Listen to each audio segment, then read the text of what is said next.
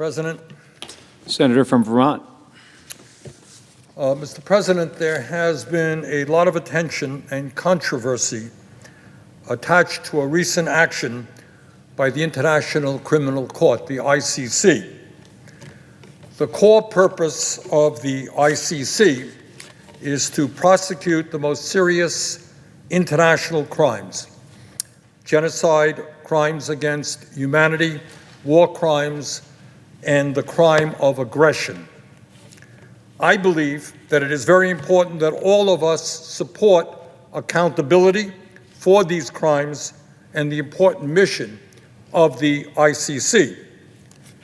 Mr. President, last year, the ICC declared that President Vladimir Putin of Russia was in violation of international law and that he was a war criminal. The ICC issued arrest warrants for Putin and one of his senior officials, saying there are reasonable grounds to believe that they had committed the war crime of unlawful deportation and transfer of population for their systematic kidnapping of thousands and thousands of Ukrainian children. I supported the ICC decision. And in fact, that is the tip of the iceberg of what Putin has done in Ukraine. Putin started the most destructive war in Europe since World War II. He has bombed civilians and devastated civilian infrastructure, killing at least 30,000 civilians and displacing millions more.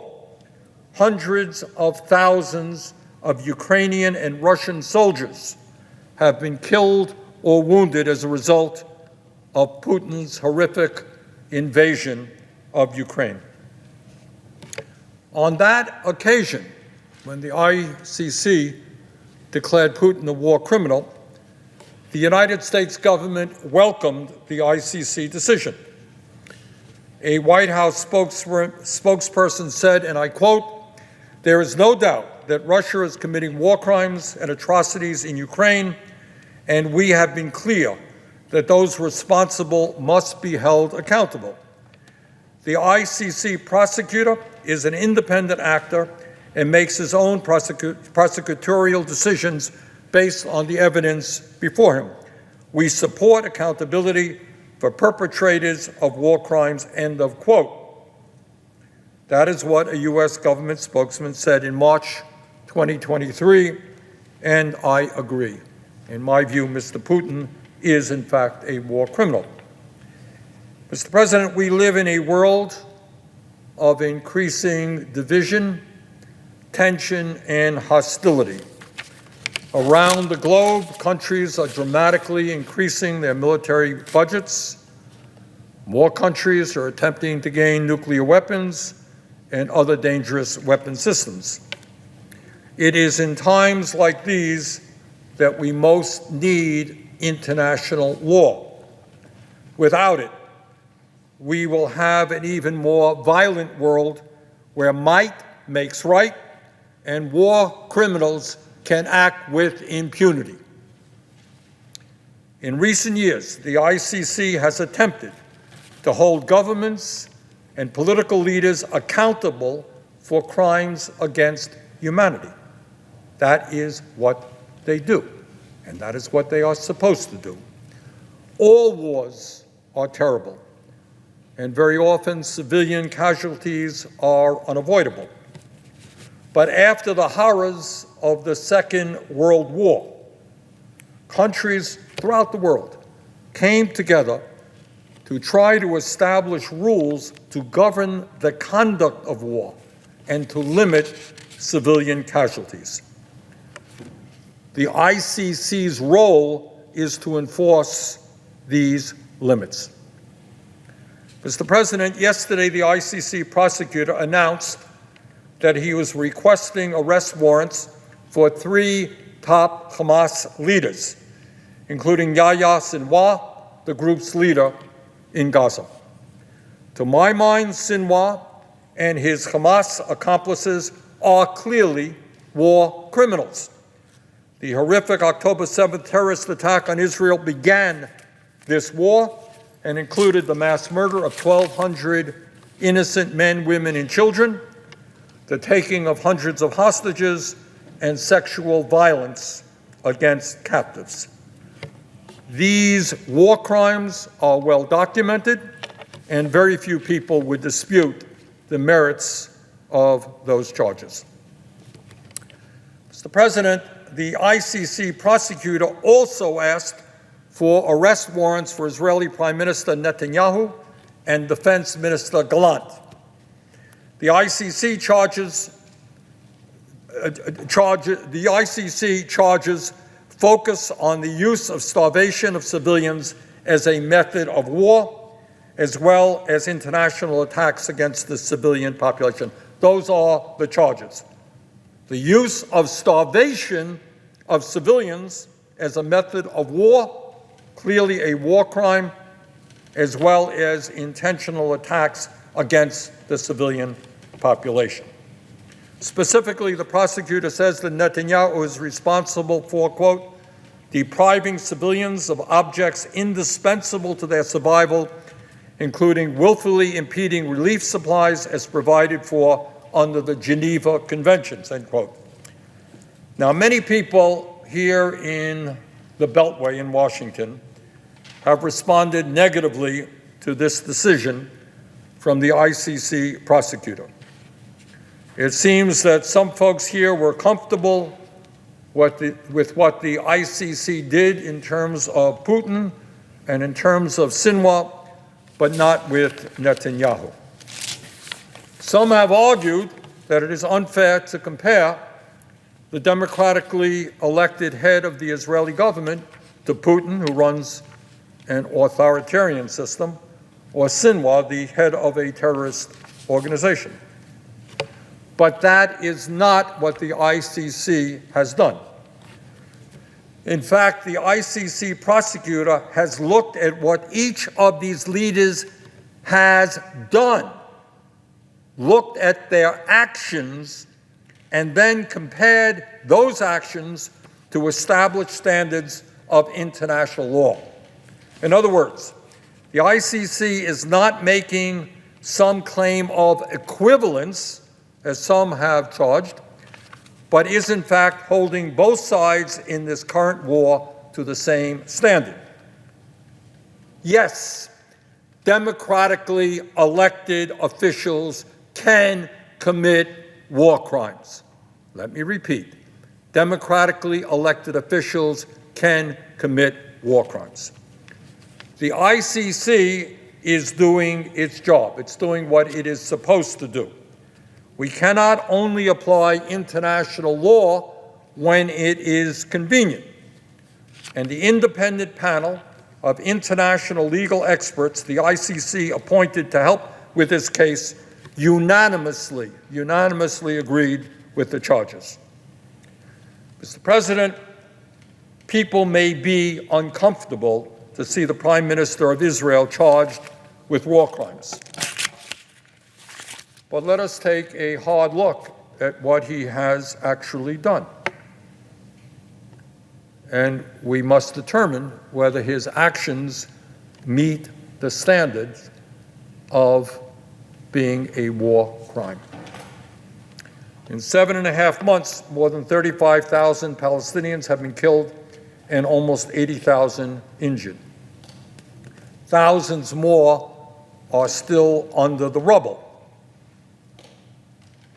but their bodies have not been fully identified.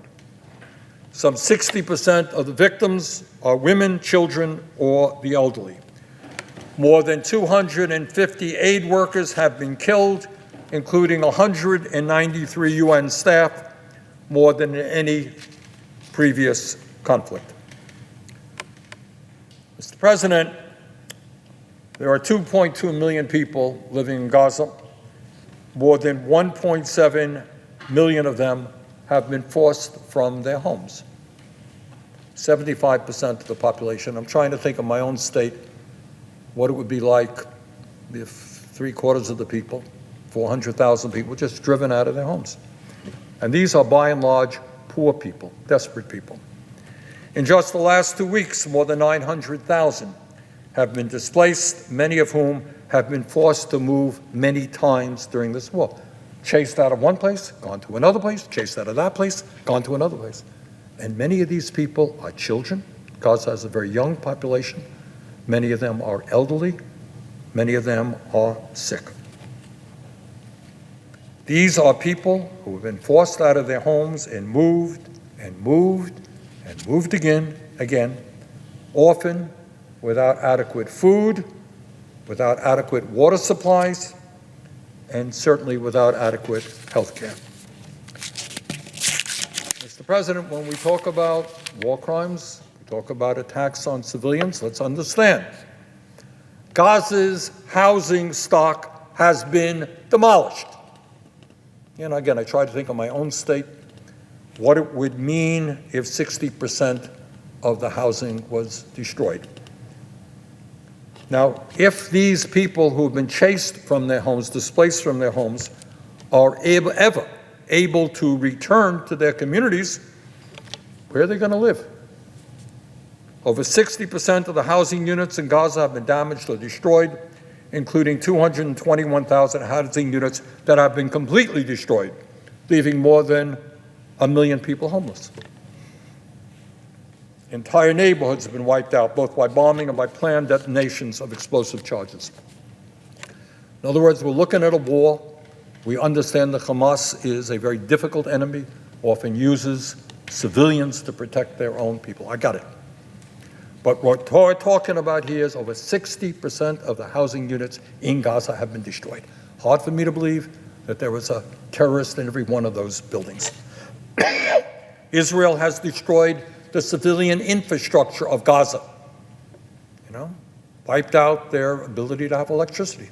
Virtually no electricity in Gaza right now, virtually no clean water, and raw sewage is running through the streets, spreading disease. Now, if that's not an attack on civilians, I don't know what is. The healthcare system in Gaza has been systematically annihilated. 21 hospitals have been made inoperable. In fact, of the 36 hospitals in Gaza, only 4 have not been damaged by bombardment. Only 4 out of 36 not damaged by bombardment, raided by the Israeli military, are closed. More than 400 healthcare workers have been killed. Well, what do we say when we have a war in which the healthcare system is annihilated at a time when you have tens and tens of thousands of people who are wounded, many of them seriously? Mr. President, the education system in Gaza has been virtually destroyed.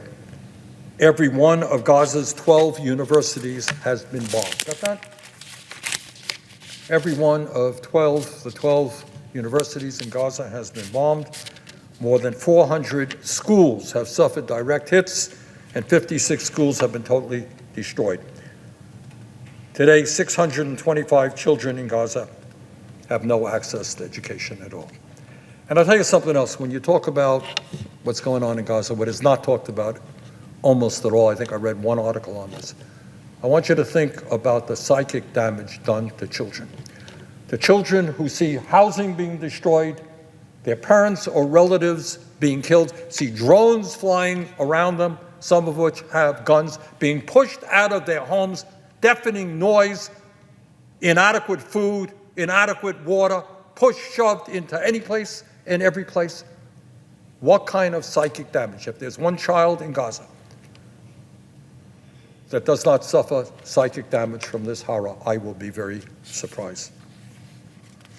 Mr. President, as a result of the destruction and Israeli policies restricting the entry of humanitarian aid into Gaza, more than 1 million people today face catastrophic levels of hunger, and Gaza remains on the brink of famine.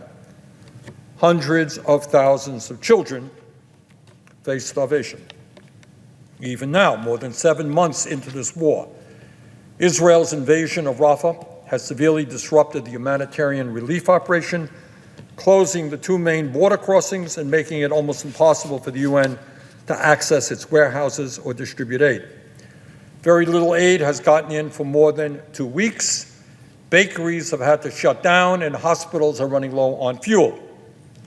Just today, the UN announced that it had been forced to halt all food distribution in Rafah after running out of supplies. The World Food Program said that, quote, humanitarian operations in Gaza are near collapse, saying that if food and other supplies don't resume entering Gaza in massive quantities, famine-like conditions will spread, end of quote. Now, Mr. Netanyahu's been on TV today and elsewhere. He denies it all. Ain't true, says Mr. Netanyahu. He claims that Israel is deeply worried about the civilian population, worried about the children, and that Israel is not blocking humanitarian aid at all. Not at all. Well, it turns out that the United Nations and virtually every other humanitarian group involved in the humanitarian disaster in Gaza strongly disagrees with Mr. Netanyahu. Now, we can trust the words of a prime minister under criminal indictment in Israel, or we can trust the people whose function in life is to provide humanitarian aid. UN Secretary General says that much more aid is urgently needed to, quote, to avert an entirely preventable human-made famine, end quote, and that there is no alternative to the massive use of land routes, end quote. Cindy McCain, the wife of our former Republican colleague John McCain, who is now the head of the World Food Program, said of Gaza that, quote, there is famine, full-blown famine in the north, and it is moving way south, end quote. A month ago, more than 50 humanitarian organizations called on Israel to allow greater humanitarian access and stop unnecessarily restricting aid. That's 50 humanitarian organizations. Mr. Netanyahu says one thing, but 50 organizations who are desperately trying to get food to hungry people say something else, and let the world decide who is telling the truth. And this group of humanitarian organizations included Catholic Relief Services, CARE, Mercy Corps, Oxfam, Save the Children, Refugees International, and scores of other well-respected humanitarian organizations. They say that Netanyahu and his team have blocked humanitarian aid. Mr. President, our colleagues, two of our colleagues, Senators Van Hollen and Senator Merkley, visited Rafah in January, and I heard their presentation to the Democratic caucus. Upset by the unreasonable Israeli restrictions on aid, they talked about trucks being inspected, sent back, that things that should have been allowed to get through were not allowed to get through. They said afterward that the U.S. must, quote, demand that the Netanyahu government lift the impediments to the delivery of basic goods needed to sustain life in Gaza, end quote. Netanyahu denies it. Two of our colleagues who were there say that Israel was blocking aid. The United States government also disagrees with Netanyahu. USAID Administrator Samantha Power said, quote, food has not flowed in sufficient quantities to avoid this imminent famine in the South, and these conditions that are giving rise already to child deaths in the North. In March, Secretary of State Blinken said, quote, the bottom line is food is getting in, but it is insufficient, end quote. In April, he said there has been progress, quote, but it is not enough. We still need to get more aid in and around Gaza, end quote. And in a formal report this month, the State Department said that, quote, Israel did not fully cooperate with the United States government efforts, and United States government supported international efforts to maximize humanitarian assistance flow to and distribution within Gaza. I got a kick out of hearing Mr. Netanyahu this afternoon. He talked about airlifts. My God, they're supporting airdrops. They're supporting food coming in from the sea. Well, the reason that the United States is spending millions of dollars getting food in from the sea is precisely because Israel is blocking the ability to get trucks in. And the reason the Jordan and other countries in the United States are doing airdrops is, once again, because trucks cannot get through. Netanyahu is taking credit, and yet the reason we're having to do those is precisely because of the policies of his government. President Biden himself has said, quote, that a major reason why distributing humanitarian aid in Gaza has been so difficult because Israel has not done enough to protect aid workers trying to deliver desperately needed help to civilians. Israel has also not done enough to protect civilians, end quote. President Joe Biden. So it is fair to say that most of the world disagrees with Mr. Netanyahu. Mr. President, think about all of that destruction. Think about the tens of thousands of civilians killed, the schools and hospitals blown up.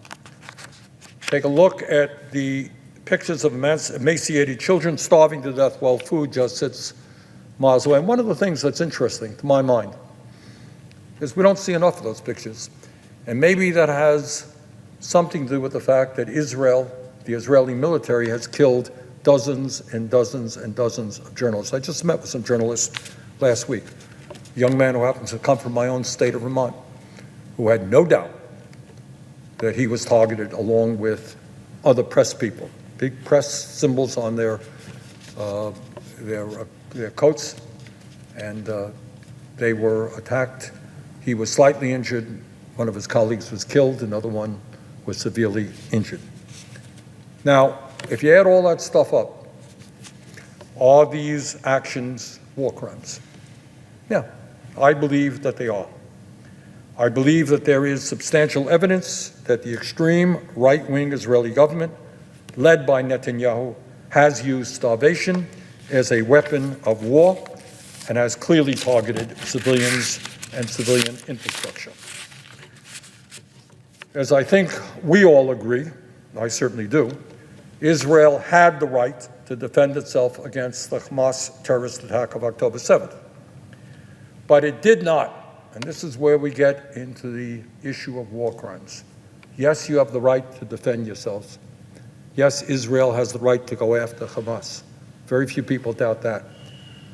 But Netanyahu and his government do not have the right to wage an all-out war against the children, against the women, against the innocent people of Gaza. And for that, there must be consequences. What the ICC has done is important not only for the global community in the sense that we cannot allow the human race to descend to barbarity. Somebody has got to say, look, war is terrible. It's a little bit embarrassing as a human being that we have been at war for thousands of years, do not seem to make much progress in eliminating war.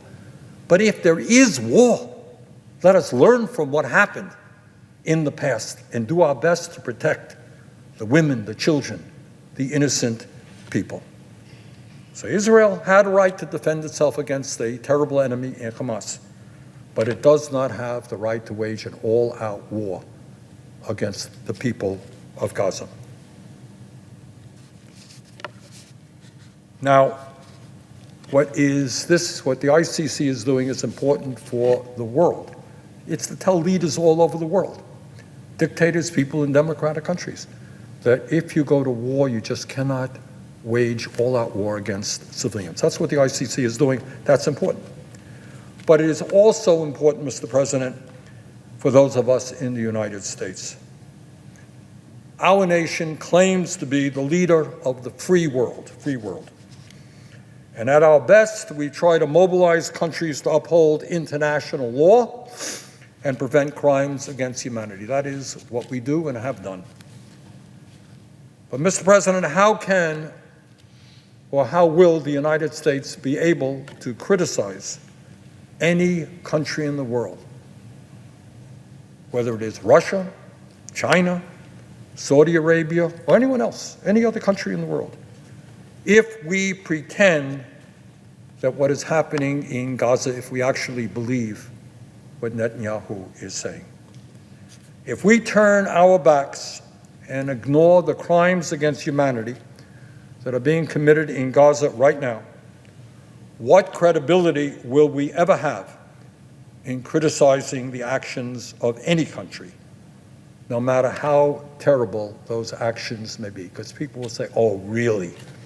You're attacking China or Turkey or anybody else? Really? You're really deeply concerned? But apparently, for Netanyahu, it's okay. We don't believe you. And I don't want to see this great country of ours be in that position. I want to see this country respected all over the world as a country that does believe in human rights, that does believe in international law. So the ICC, as I see it, is trying to uphold international law and minimum standards of decency. Our government should do no less. I yield the floor.